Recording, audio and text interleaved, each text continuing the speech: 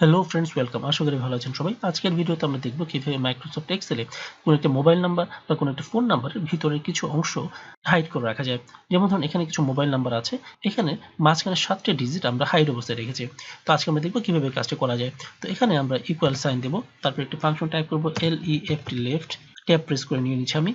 প্রথম আর্গুমেন্ট হচ্ছে text, text হচ্ছে আমার এই সেলটি, আমি ক্লিক করে নিয়ে নিচ্ছি। কমা হচ্ছে নাম্বার অফ ক্যারেক্টার, কতগুলো ক্যারেক্টার আমরা ওপেন রাখবো এখানে।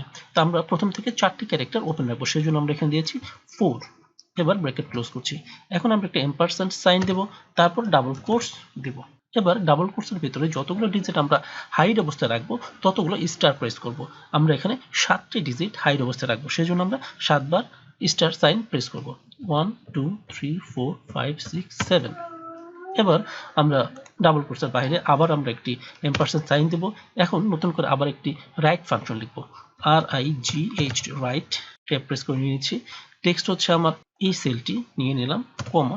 এখন পেছন থেকে বা রাইট সাইড থেকে কতগুলো ডিজিট আমরা ওপেন অবস্থায় রাখবো। রাইট সাইড থেকে আমরা 3টে ডিজিট ওপেন অবস্থায় রাখবো, সেই জন্য আমরা দিলাম 3। এবার ব্র্যাকেট ক্লোজ করলাম, এন্টার প্রেস করলাম। তাহলে দেখুন এখানে খুব সহজেই আমরা এই জিনিসটা পেয়ে গেলাম।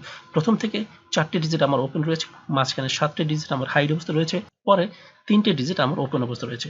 এখন যদি আমি ড্র্যাগ এন্ড ড্রপ করি, তাহলে দেখুন খুব সহজেই এই কাজটা আমাদের হয়ে গেল। আমি ড্র্যাগ এন্ড ড্রপ করে আরেকটু নিচের দিকে নিয়ে আসি। এবার এখানে আমি নতুন করে একটি মোবাইল নাম্বার বা ফোন নাম্বার টাইপ করছি, 78, এন্টার প্রেস করছি। তাহলে দেখুন খুব সহজেই এই কাজটি আমার হয়ে যাচ্ছে। তো বন্ধুরা, এই ভিডিওটি আশা করি আপনাদের ভালো লেগেছে।